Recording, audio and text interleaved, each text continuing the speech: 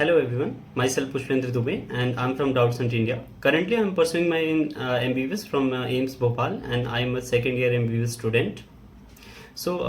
आज के वीडियो में हम बात करने वाले हैं टाइम मैनेजमेंट पे। टाइम मैनेजमेंट हमारी नीट के जर्नी में बहुत ही इंपॉर्टेंट होता है क्योंकि हम हर एक दिन में कैसे पढ़ाई करते हैं या फिर अपने टाइम को कैसे यूटिलाइज करते हैं, यही चीज़ें डिसाइड करती हैं कि हम आगे जाके सेलेक्ट होने वाले हैं कि नहीं हैं। तो आज हम कुछ बातें करेंगे टाइम मैनेजमेंट को लेके और फिर आगे भी हमारी जो डाउट्स की टीम है वो आपके लिए एक सीरीज ऑफ वीडियोस लेकर के आएगी जो कि थ्रू आउट द ईयर जब तक आपका नीट का एग्ज़ाम नहीं होता है तब तक आपके साथ रहेगी। और टाइम के अकॉर्डिंग क्या क्या प्रॉब्लम्स आती हैं, जो प्रॉब्लम्स हमने फेस करी अपनी नीट के टाइम पे, उसके अकॉर्डिंग हम आपके लिए वीडियोज़ लाते रहेंगे। So let's start. तो टाइम मैनेजमेंट में सबसे पहला पॉइंट मैं आपको एक बात बताना चाहूँगा जो मेरे टीचर ने मुझे बताई थी और मुझे बहुत सही लगी थी, वो चीज़ जो हमें फॉलो करनी चाहिए कि आपके पास ना हमेशा दो ऑप्शंस होते हैं। जब आप नीट की प्रिपरेशन कर रहे हो या कोई भी एग्ज़ाम की प्रिपरेशन कर रहे हो, आपके पास दो ऑप्शंस हैं। पहला कि आप अपनी लाइफ को मैनेज करो और पढ़ाई कर लो। तो अगर आप इस चीज़ को करते हो ना तो आपको डॉक्टर बनने से कोई नहीं रोक सकता है। अगर आप अपनी लाइफ मैनेज कर रहे हो और आप पढ़ाई पे ध्यान दे रहे हो, ठीक है, आप अपनी पढ़ाई को प्रायोरिटी पे रख रहे हो, तो फिर आप अपने गोल को अचीव कर पाओगे। आप डॉक्टर बनना चाहते हो, आप बहुत अच्छे डॉक्टर बनोगे और जो भी चीज़ें आप आगे भी अपनी लाइफ में, जो भी चीज़ें आपके ड्रीम में हैं, आप करना चाहते हो, वो सब कुछ कर पाओगे। पर इसके लिए ज़रूरी ये है कि आप अपनी लाइफ को मैनेज करो। दूसरा ये कि आप अपनी पढ़ाई को मैनेज करो और एंजॉय कर लो। तो अगर आप इस तरीके से जाओगे ना कि ठीक है आज नहीं यार कल पढ़ लेंगे, कल नहीं परसों पढ़ लेंगे, अभी तो बहुत टाइम है, अभी तो एक साल का टाइम है नीट के एग्ज़ाम में, तो फिर अगर आप अपनी पढ़ाई को मैनेज कर रहे हो और आप लाइफ एंजॉय करने में लग गए ना कि दोस्तों के साथ घूम लेते हैं, इधर चले जाएंगे उधर चले जाएंगे, तो फिर आपका नीट में सिलेक्शन बहुत मुश्किल है। क्योंकि यार अभी जो कट ऑफ थी और जिस तरीके से कॉम्पिटिशन बढ़ रहा है ना, उसमें सिर्फ वही बच्चे सेलेक्ट होंगे जो कि सिंसियर होंगे। और एक बात और याद रखना कि नीट में सिलेक्शन उन बच्चों का नहीं होता जो बहुत शार्प माइंडेड हैं। नीट में सिलेक्शन के लिए ये चीज़ ज़रूरी है ना कि आप कितने ज़्यादा कंसिस्टेंट हो, आप कितने सिंसियर हो इस एग्ज़ाम को लेकर के, आप कितने हार्ड वर्किंग हो, आप कितना ज़्यादा डेली इसको टाइम डिवोट कर रहे हो अपने एग्ज़ाम को। ठीक है, तो हम कुछ पॉइंट्स पे बात करेंगे। पहला पॉइंट ये है कि आप जब भी अपने अपने दिन की शुरुआत करें तो आपके पास एक टू डू लिस्ट होना चाहिए। इसके लिए आप एक बोर्ड का यूज़ कर सकते हो या फिर एक डायरी का यूज़ कर सकते हो। तो आप उस बोर्ड पे या फिर डायरी पे सुबह उठने के बाद से ये चीज़ लिखो कि कल के आज के दिन में, आज के पूरे दिन में आपको क्या पढ़ाई करनी है, कौन कौन से टॉपिक्स कवर करने हैं। फॉर एग्जांपल आज आप बायोलॉजी के अंदर आपको लिविंग वर्ल्ड और बायोलॉजिकल क्लासिफिकेशन कंप्लीट करना है, आपको फिजिक्स के अंदर अगर इलेक्ट्रोस्टैटिक्स के क्वेश्चन सॉल्व करने हैं, या फिर आपको केमिस्ट्री के अंदर आयोनिक इक्विलिब्रियम के क्वेश्चंस करने हैं या फिर लेक्चर करना है। तो इस तरीके से आप अपनी चीज़ों को लिस्ट डाउन करो, ये चीज़ बहुत इंपॉर्टेंट होती है। ठीक है, और कोशिश करो कि जब आपका दिन खत्म हो तब तक आप इन चीज़ों को अचीव कर पाओ। आपके जितने भी गोल्स हैं अगर आप उनको अचीव कर रहे हो डेली बेसिस पे तो आपका सिलेक्शन कोई नहीं रोक सकता है। सेकेंड पॉइंट कि एक इफेक्टिव स्टडी के लिए जो चीज़ें मैं करता था कि अगर कुछ चीज़ें आपको ऐसा होता है ना कि भूल रही होती हैं, ठीक है, फिजिक्स के फॉर्मूले हो गए या फिर केमिस्ट्री में कुछ रिएक्शंस हो गई या फिर बायोलॉजी के अंदर कुछ फैक्ट बेस्ड चीज़ें हो गई, तो इन सब चीज़ों के लिए ना आप स्टिकी नोट्स का यूज़ कर सकते हो।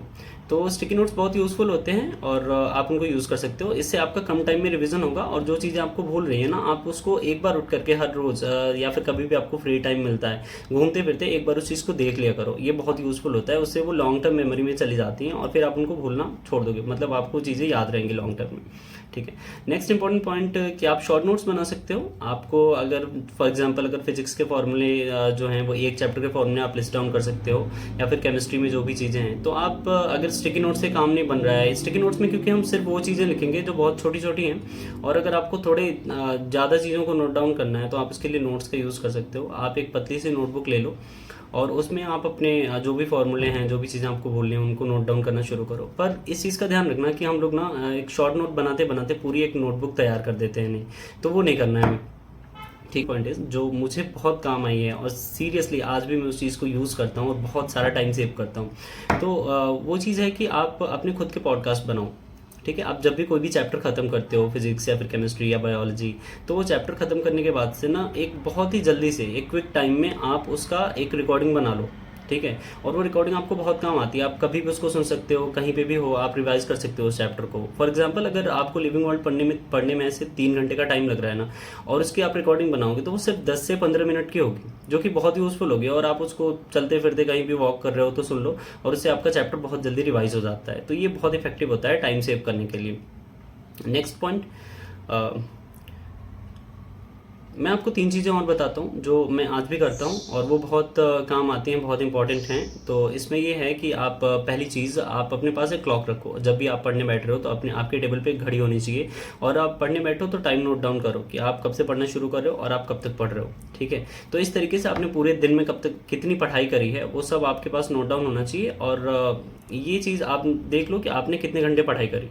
फिर आप एक कैलेंडर का यूज़ करो। आपके पास एक कैलेंडर होना चाहिए। सेकंड थिंग कि वो कैलेंडर जो होता है वो यूज़फुल होगा इस तरीके से कि आपने क्या पढ़ाई करी, आपने कितने घंटे की पढ़ाई करी है, वो आप उस कैलेंडर में नोट डाउन करो। आज फॉर एग्जांपल आज की डेट है 10th ऑफ अगस्त, तो अगर 10th ऑफ अगस्त को मैंने 10 घंटे की पढ़ाई करी तो मैं 10th ऑफ अगस्त के नीचे 10 आवर्स लिख दूंगा। और फिर आप खुद से डिसाइड करो कि आपका डे कितना फ्रूटफुल रहा, और उसके बेसिस पे ना वो जो डेट है उस पर टिक मार्क करो या फिर क्रॉस करो। ठीक है, तो अगर आपने अच्छे से पढ़ाई करी है, ईमानदारी से पढ़ाई करी है, तो आप वहाँ पे टिक कर सकते हो उस डे को। और अगर आपने लापरवाही करी है, आपने ठीक से पढ़ाई नहीं करी, तो आप उसको क्रॉस करो। और फिर सेल्फ एनालिसिस करो एक हफ्ते के बाद कि देखो कि आपने 7 दिनों में से कितने दिन पढ़ाई करी है, कितने टिक्स उस पर लगे हैं या कितने क्रॉस लगे हैं। ठीक है, अगर 5 या 6 टिक्स हैं तो इसका मतलब कि आप सही डायरेक्शन में हो। ठीक है, नेक्स्ट इंपॉर्टेंट थिंग इज़ कि आप एक बड़ा सा मिरर रखो अपने रूम में। ठीक है, आप वो जो मिरर होता है ना, जब आप सोने जाओ तो उस टाइम पे खुद को देखो एक बार और खुद से पूछो कि आज का जो टाइम था वो क्या तुमने ट्रू सेंस में वो सही तरीके से यूटिलाइज करा है कि नहीं करा है। अगर आपने बहुत सारा टाइम वेस्ट किया, देखो तुम किसी से भी झूठ बोल सकते हो यार, पर खुद से नहीं बोल सकते। तो उस मिरर में जब तुम देखोगे ना तो तुम खुद को बता पाओगे कि भाई तू सेलेक्ट हो रहा है कि नहीं हो रहा है। वो चीज़ तुम्हें तभी पता चल जाएगी। ठीक है, तो इसके लिए वो चीज़ ज़रूरी है। आप रूम में एक मिरर रखो और हर रात जब आप सोने के लिए जा रहे हो तो उस टाइम पे एक बार देखो और खुद से पूछो कि आज का डे आपका कैसा रहा, आपने कितना टाइम यूज़ किया। ठीक है, नेक्स्ट पॉइंट इज़ बस एक लास्ट बात मैं बताना चाहूँगा। मैं आपको एक ज्ञान की बात बताता हूँ जो मेरे टीचर मुझे बताते थे। ठीक है, और मेरे बहुत काम आई। ठीक है, आप अपने रूम में इस चीज़ को लिख के चिपका सकते हो। आप बड़े से पेपर पे ये लिख लो कि बस अपने आप को कभी धोखा नहीं देना, अपने आप को कभी धोखा नहीं देना। Never ever cheat your self.